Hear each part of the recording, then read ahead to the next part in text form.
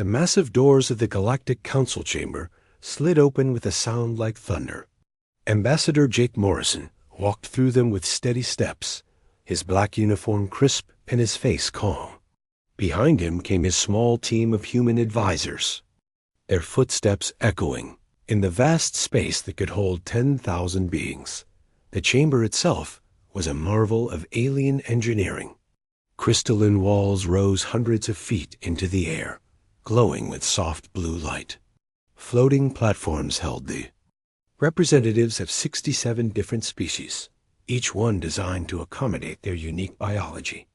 The air shimmered with translation fields that converted every word into thousands of languages instantly.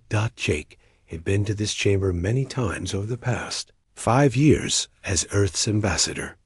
Each time he felt the weight of history pressing down on him. For 300 years, humanity had been the youngest member of the Galactic Council. They were told they should be grateful for the honor. They were reminded constantly that they were lucky to be accepted at all. Commander Lisa Hayes watched from the observation deck high above. She wore the dark blue uniform of the Terran Space Fleet and carried herself like the military officer she was. Her eyes never left Jake as he approached the center speaking platform. She knew what was coming. They all did. The other species barely looked at the humans as they took their places. The Vexani floated in their crystal shells, beings of pure energy that looked like living diamonds. Their representatives whispered to each other in voices that sounded like wind chimes. They had been the most powerful species in the Council for over 2,000 years. Next to them hovered the Threx delegation. These insect-like creatures stood 8 feet tall on 6 legs, their compound eyes reflecting the chamber's light like black mirrors. Their mandibles clicked constantly as they communicated in their strange language. They controlled the largest military force in known space. The ethereals drifted near the ceiling, beings of gas and energy that barely existed in normal space. They appeared as shifting clouds of silver and gold, speaking in frequencies that made the air itself vibrate. They were the oldest known species, claiming to have existed since the universe was young. Counselor Zixth of the Vexani began the young session. Her voice rang out like crystal bells, clear and cold. The Council recognizes Ambassador Morrison of the Human Federation. You may speak. Jake stepped forward and activated his personal communicator. His voice carried to every corner of the massive chamber through the translation system. Honored Council members, I come before you today to discuss the new resource allocation protocol that was announced yesterday. A ripple of sound moved through the chamber. The various species made their own forms of acknowledgement. Some clicked, others hummed, and a few simply glowed brighter. They all knew what the resource allocation protocol meant. It was the Council's way of taking whatever they wanted from member species. As you all know, Jake continued, humanity has faithfully served the Council for 3 centuries. We have provided resources, technology, and military support whenever requested. We have followed every directive and respected every boundary placed upon us. Counselor Zixith's crystalline form flickered with impatience. Yes, yes, and the Council appreciates human compliance. Your species has proven surprisingly useful, despite your youth. The casual dismissal in her tone would have angered most humans, but Jake remained calm. He had expected this. He had prepared for this moment for years. The new protocol requires Earth and all human colonies to surrender 60% of our total industrial output. This includes food production, manufacturing, and energy generation. Correct, Zixith replied. The Council has need of these resources for the new expansion project into the Outer Rim territories. It is a great honor for humanity to contribute to such an important endeavor. Furthermore, Jake said, his voice never changing in tone, the protocol forbids human exploration beyond our current territorial boundaries. We are to remain within the sectors already assigned to us, with no possibility of expansion. A Threx counselor named Ixth clicked his mandibles in what passed for laughter among his species. Humans reproduce so quickly and consume so much. It is better for the galaxy if you remain contained. The Council knows what is best. Jake looked up at the observation deck where Lisa Hayes stood watching. Their eyes met for just a moment, and she gave him the smallest possible nod. It was time.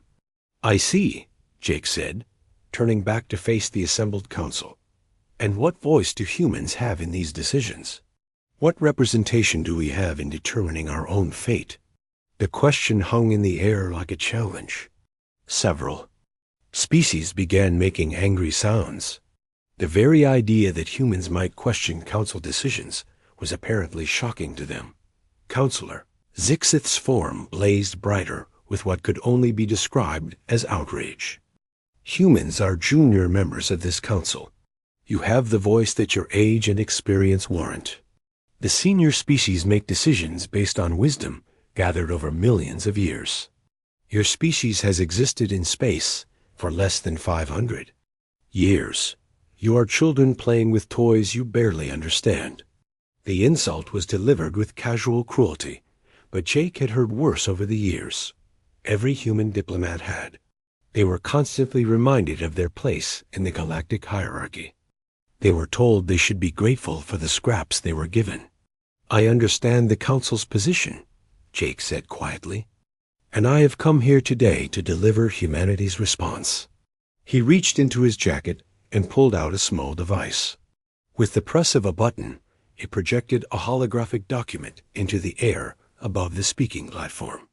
The text was simple and clear, translated into every language used by Council species. "The United Terran Federation formally withdraws from the Galactic Council, effective immediately." The silence that followed was complete and absolute.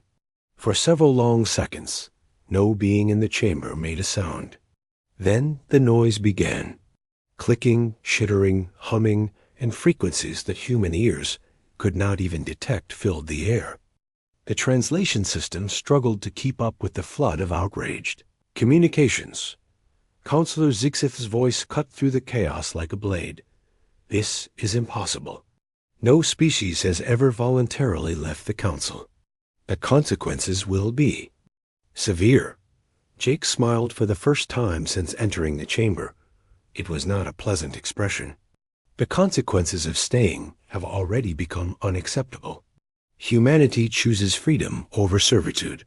You choose death," hissed Ixth of the Threx. "No species can survive alone in this galaxy. The Council provides protection, trade, and technology.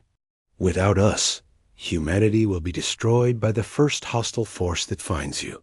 "Perhaps," Jake replied, "but we will face that future as free beings, not as slaves." The chamber erupted again, but Jake was already walking toward the exit. His small team followed him, their heads held high despite the angry sounds filling the air around them. They had known this would be the reaction. They had prepared for war. On the observation deck, Lisa Hayes was already moving toward her own exit. She had a ship to catch and a message to deliver.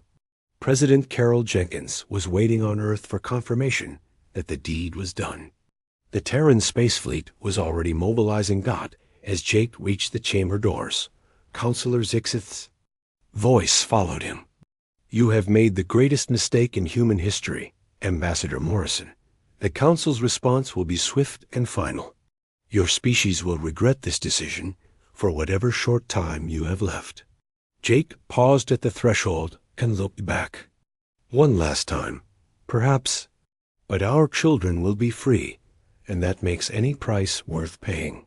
The doors closed behind the human delegation with a sound like thunder. In the chamber, 67 species began planning humanity's destruction. They would learn, in time, that they had greatly underestimated their former servants. The emergency session of the Galactic Council began 3 hours after humanity's withdrawal. Counselor Zixth floated at the center of the chamber, her crystalline form pulsing with angry energy. Around her, representatives from 66 species filled the air with sounds of outrage and disbelief. "This cannot be allowed to stand," she declared, her voice cutting through the noise like a blade. "If humanity is permitted to leave the Council without consequence, other species may follow their example. The order we have maintained for 10,000 years will collapse." Ixth of the Threx clicked his mandibles in agreement. The humans must be made an example. Their colonies must burn. Their fleets must be scattered. Every species in the galaxy must see what happens to those who defy the Council. Within 6 hours, the largest military force in galactic history began to assemble at the edge of human space. The Vexani contributed their reality-warping dreadnoughts, massive crystal ships that could bend space itself to their will. Each one was 3 miles long and carried enough firepower to destroy a planet. The Threx brought their swarming bioships, living vessels grown rather than built. These creatures of metal and flesh could reproduce in battle, creating new ships from the wreckage of their enemies. They moved in perfect coordination, like insects following the commands of a hive mind. The ethereals deployed their phase-shifting destroyers, ships that existed partially outside normal spacetime. They could appear anywhere without warning, and fire weapons that ignored conventional defenses.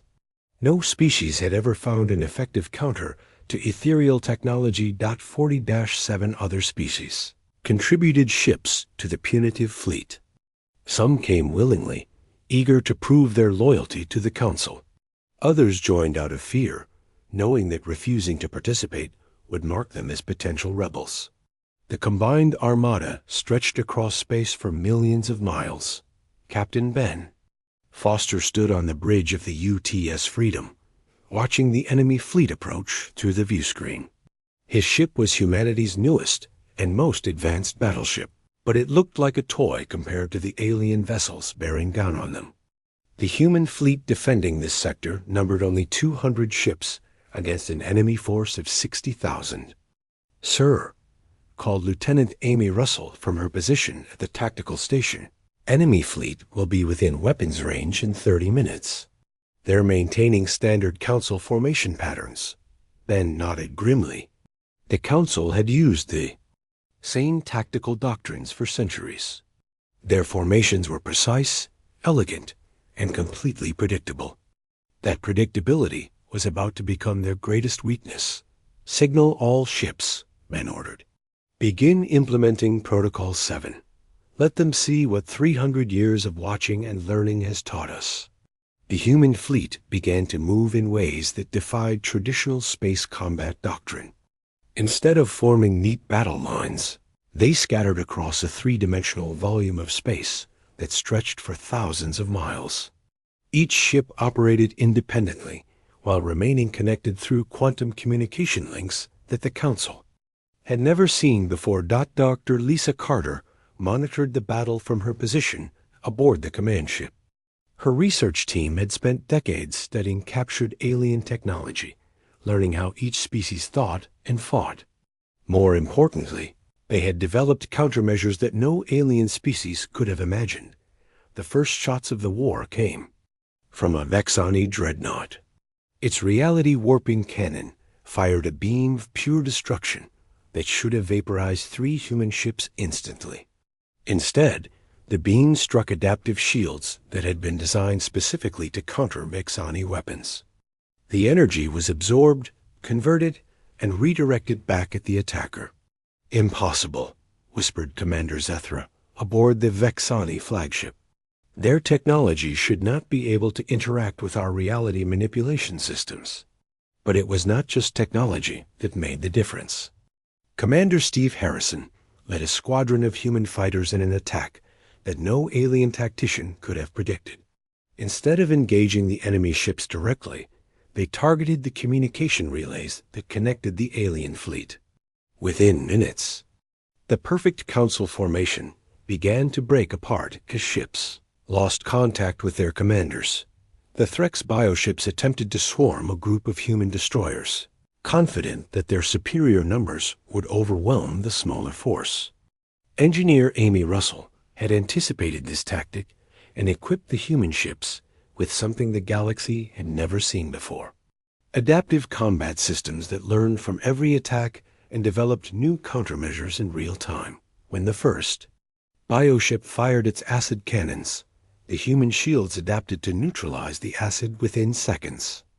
When they released their metal-eating parasites, the human hull plating evolved to become toxic to the alien organisms. Each attack made the human ships stronger and more resilient. Admiral Kate Sullivan coordinated the overall defense from her flagship, the UT Defiance. She watched her tactical displays with growing amazement as her outnumbered fleet began to gain the upper hand. The aliens had superior individual technologies, but they had never faced an enemy that could learn and adapt at the speed of human innovation. "All ships, begin Phase 2, she commanded. "Show them what happens when they corner a species that refuses to die quietly." The human fleet suddenly went on the offensive. Ships that had been desperately defending themselves moments before now began hunting their attackers with predatory efficiency. They used the aliens' own superior speed and firepower against them, luring them into traps that exploited weaknesses in their formation patterns. Captain Dan Miller commanded a heavy cruiser that engaged an ethereal destroyer in what should have been a hopeless battle. The alien ship could phase in and out of normal space at will, making it nearly impossible to target. But Miller had studied ethereal technology for years and knew their phase shifts followed quantum patterns that could be predicted. When the destroyer materialized to fire its phase disruptors, Miller was ready. His ship's weapons were all ready, aimed at the exact spot where the alien vessel would appear. The destroyer took a full broadside of human plasma cannons before it could phase out again, its exotic matter hull cracking under the unexpected assault. The psychological impact on the Council fleet was devastating. These were species that had dominated the galaxy for millennia, each one convinced of their natural superiority over younger races. The idea that humans could not only resist their combined might but actually fight back effectively was beyond their comprehension. "Retreat," ordered Commander Zethra, as his flagship's shields began to fail under human fire. "Reform at the secondary position. We need to analyze their technology before proceeding." But there would be no safe retreat. The human fleet pursued the withdrawing aliens with relentless efficiency, picking off stragglers and damaged ships with surgical precision. They had spent 3 centuries learning to fight a defensive war, but now they were teaching the galaxy what human warfare looked like. When the gloves came off, by the end of the first battle, the Council had lost over 3,000 ships, while the humans had lost fewer than 50. The survivors limped back to their staging areas in shock and confusion, their confidence shattered by an enemy they had dismissed as primitive servants. The war that was supposed to end in hours had only just begun, and already the galaxy would never be the same. The war that the Council expected to end in days stretched into months, and what they discovered horrified them beyond imagination. Humanity had not simply prepared defenses during their 3 centuries of servitude.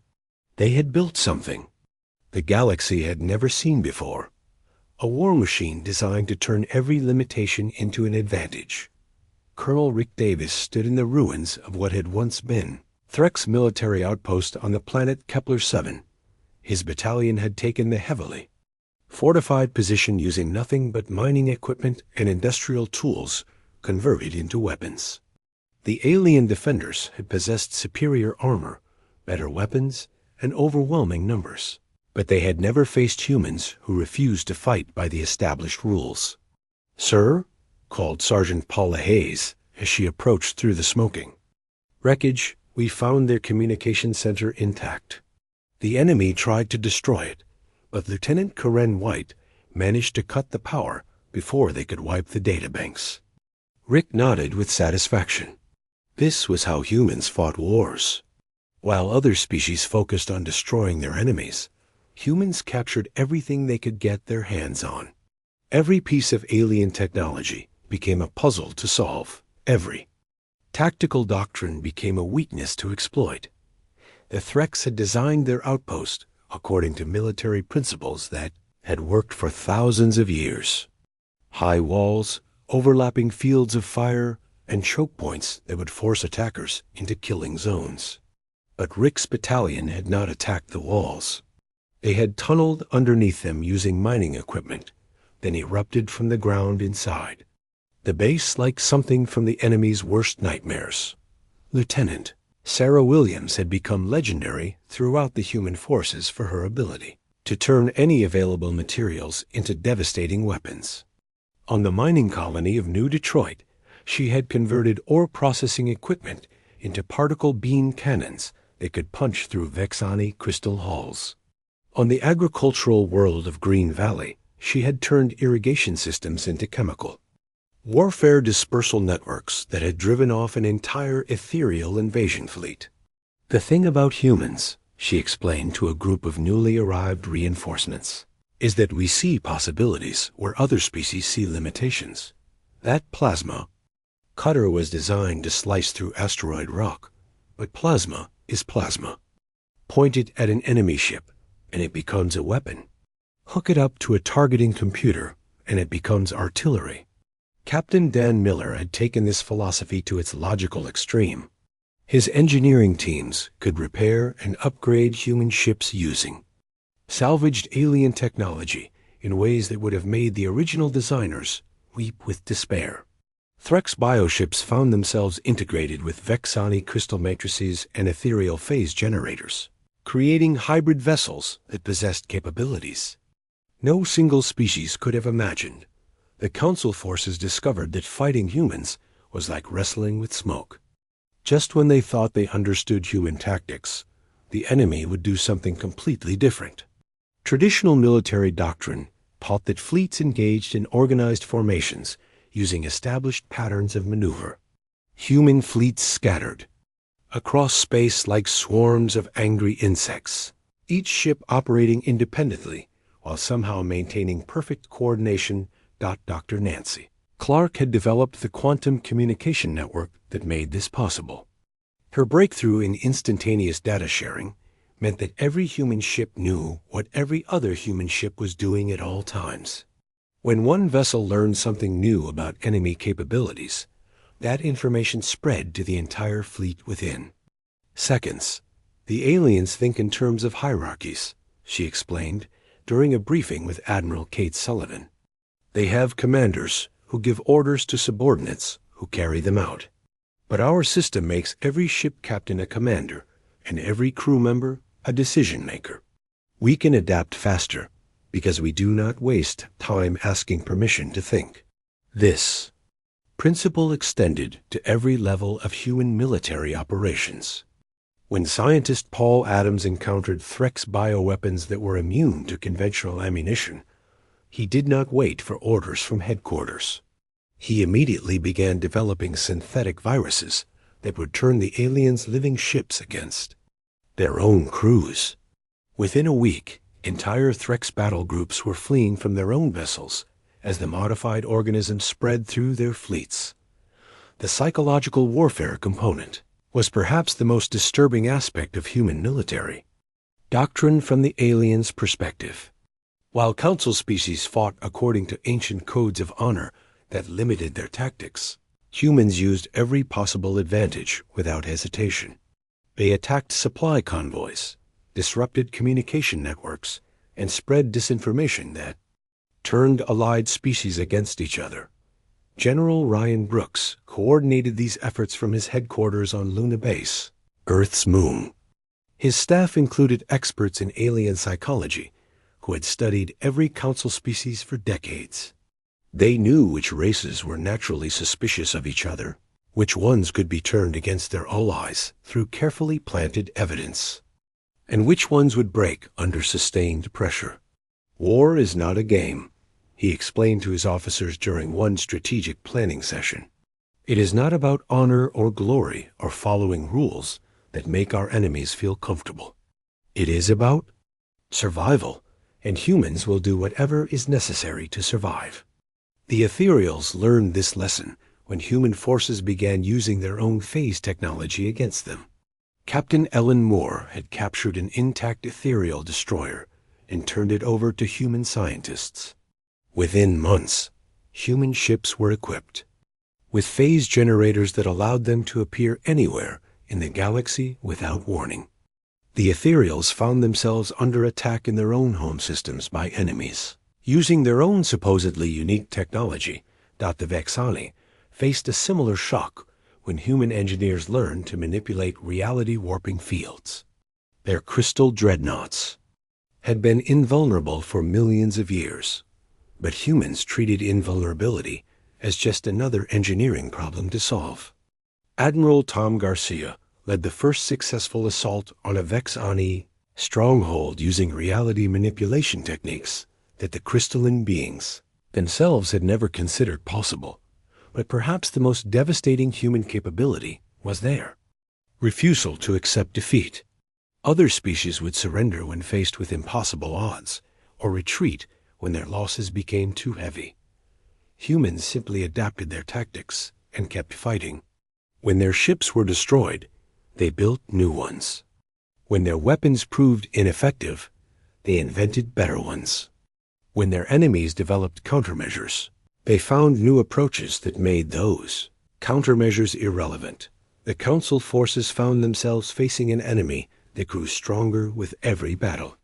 Each engagement taught the humans something new about alien capabilities, and that knowledge was immediately incorporated into improved tactics and technologies. What had begun as a simple punitive expedition against rebellious servants had become a fight for survival against an opponent that refused to follow any of the established rules of galactic warfare. By the end of the first year, the impossible had happened. The Council was losing the war, and their member species were beginning to question whether serving under human leadership might be preferable to facing human opposition. Captain Ellen Moore stood on the bridge of her flagship as it approached the Karathi homeworld. The planet below had been under Threk's occupation for over 1,000 years, its people enslaved and its resources stripped away to feed the Council's endless appetite for expansion. Today, that would change. "Sir," reported Lieutenant Kevin Stone from his position at the sensor station, "we are detecting massive orbital defense platforms around the planet. The Threks have at least 200 bioships in defensive positions, plus their ground-based installations." Ellen studied the tactical display with calm eyes. 2 years ago, such odds would have been considered hopeless for a human fleet. Now, after 24 months of continuous warfare against the Council, her officers looked at the enemy formations with professional interest rather than fear. "Signal the Liberation Fleet," she ordered. "Begin Operation Freedom. Show the Karathi that help has finally arrived." The human fleet moved toward the planet in a formation that no Council tactician could have predicted. Instead of massing their ships for a direct assault, they spread out across a massive volume of space, each vessel taking a different approach vector. The Threk's commanders watched in confusion as their enemies seemed to scatter randomly. The first attack came not from the human warships, but from tiny pods that had been launched days earlier. These stealth devices had drifted through the outer system like space debris, ignored by the Threk's sensors that were designed to detect large military vessels. When they reached their target positions, they activated and began broadcasting a signal that every Karathi on the planet could receive. "People of Karathi," came the voice of Ambassador Helen White, speaking in the aliens' native language, "this is the Human Liberation Fleet. Your 1,000 years of slavery end today. Fight for your freedom, and we will fight beside you." The psychological impact was immediate and devastating. The Karathi had been conquered so long ago that most of them had never imagined freedom was possible. But humans had studied their history and culture during a long voyage to their world. They knew that the Karathi had once been proud warriors before the Threks crushed their spirit with centuries of brutal oppression. On the planet's surface, Karathi workers in the mining complexes began to sabotage their equipment. In the agricultural zones, the alien farmers destroyed their own crops rather than let them feed their oppressors. In the cities, riots broke out as a million enslaved beings suddenly remembered what it meant to hope. The Threx fleet commander, a veteran named Zythka, ordered his ships to begin orbital bombardment of the rebellious population centers. But his bioships never got the chance to fire. Admiral Tom Garcia had anticipated this reaction and positioned his fleet to exploit the enemy's predictable response. When the Threx ships turned their weapons toward the planet, they exposed their vulnerable rear sections to human attack. Plasma, cannons, and quantum torpedoes struck the bioships before they could adjust their formations. More importantly, the human weapons had been specifically designed to exploit weaknesses that Dr. Lisa Carter's research teams had discovered in Threx. Biology. Their ships are living creatures, she had explained during the pre-mission briefing. They feel pain, they can be frightened, and they can be turned against their own crews if you know how to do it. The human weapons carried more than just explosive force. They delivered tailored viruses that interfered with the bioship's nervous systems, causing them to ignore their crew's commands and flee toward the outer system in panic. Within minutes, the seemingly impregnable Threx defense fleet was scattered and demoralized. Captain Julia Baker led the ground assault teams that landed in the planet's major cities. Her soldiers moved through the urban areas with the support of newly liberated Karathi fighters who knew every street and building. The Threx occupation forces found themselves facing an enemy that appeared from nowhere and vanished before they could respond. "The humans fight like ghosts," reported one surviving Threx officer. "They are here, and they are not here. Then they are behind you with weapons you have never seen before."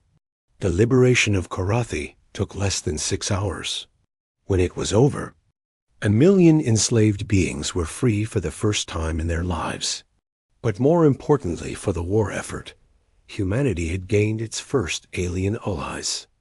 The grateful Karathi brought their own ships and warriors to the human cause, doubling the size of the Liberation Fleet overnight. The psychological impact on the Mon Council was even more devastating than the military victory. Word of the Karathi liberation spread throughout the galaxy faster than official communications could suppress it. Species that had been subjugated for millennia began to whisper about the possibility of freedom. More critically, some council members began to question whether they were fighting on the wrong side. The Nalarai were the first to make secret contact with human diplomats.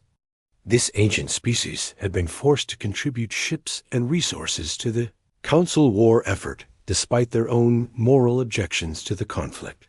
Ambassador Helen White received their envoys in a clandestine meeting on a neutral space station. "In the Outer Rim, we have served the Council for 3,000 years, explained the Nalari representative, a being whose crystalline body pulsed with nervous energy. "We have followed their orders, paid their tributes, and sent our children to die in their wars. But what they are doing to your species is wrong, and we can no longer remain silent."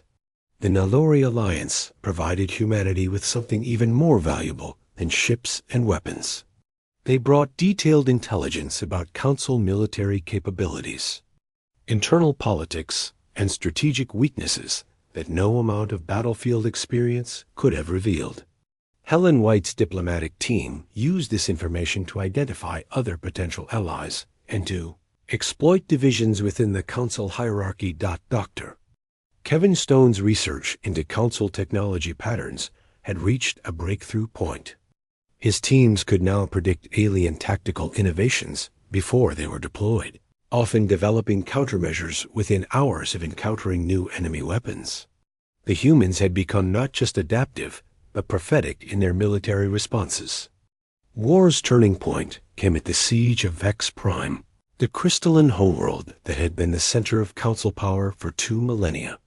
The planet was protected by reality-warping defenses that made conventional attack impossible. No enemy fleet had ever successfully penetrated the Vexani homeworld's protective barriers.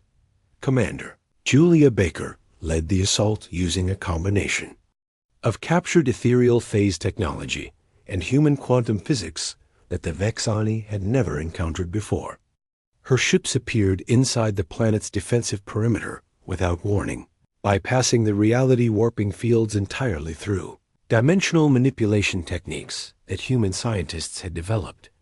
The sight of human warships in orbit above the supposedly impregnable Vexani capital sent shockwaves throughout the galaxy. If the Council's most powerful species could be threatened in their own home system, then nowhere was safe from human retaliation.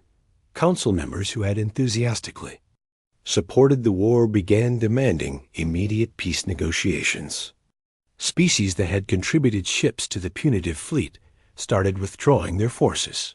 The united front that had seemed so powerful 2 years earlier was crumbling as member species realized that humanity had become too dangerous to oppose and too valuable to enemy. The impossible had happened.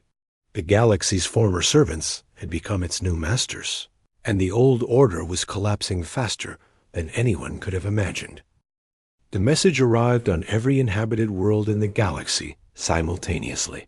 It bypassed Council communication networks, ignored military encryption, and appeared on screens in homes, offices, and government buildings across thousands of star systems.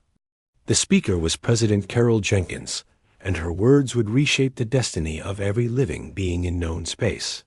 "People of the galaxy," she began, her voice calm but carrying the weight of absolute authority.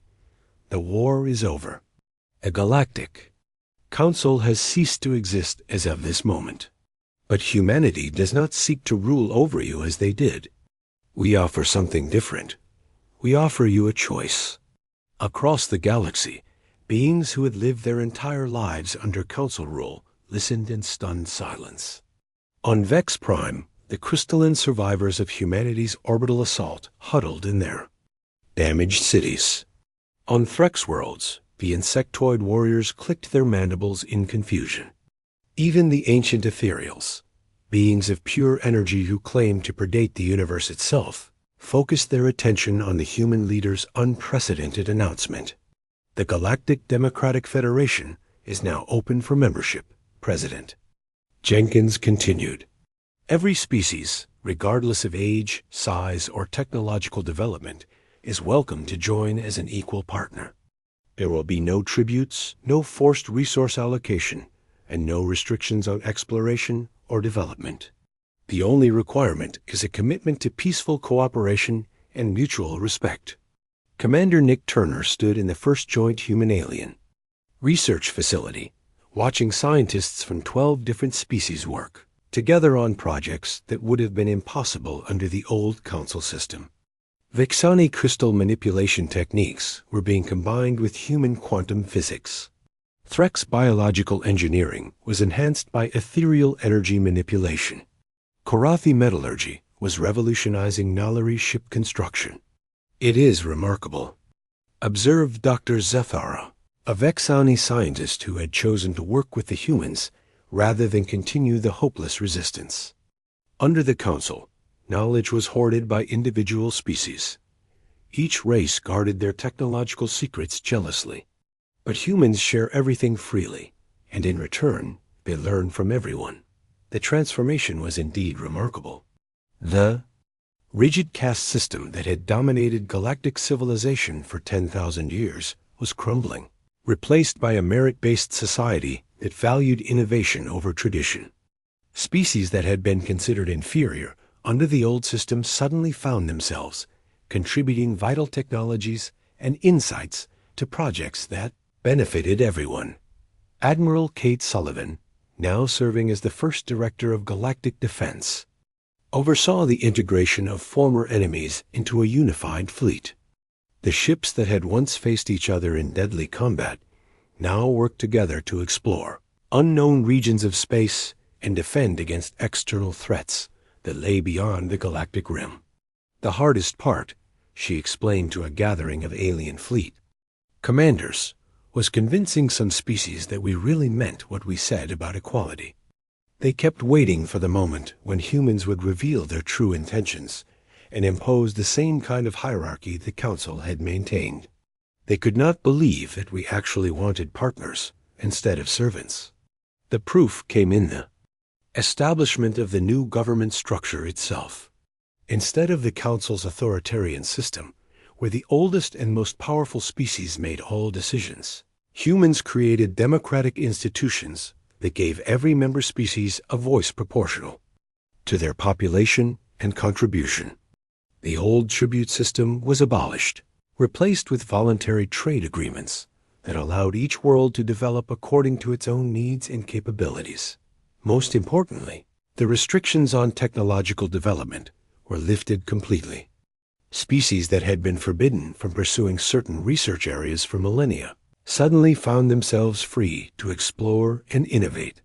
The resulting explosion of scientific advancement exceeded even human expectations. Representative Chris Johnson delivered the opening address to the First Galactic Democratic Assembly on New Geneva, a space station that had been jointly constructed by 15 different species.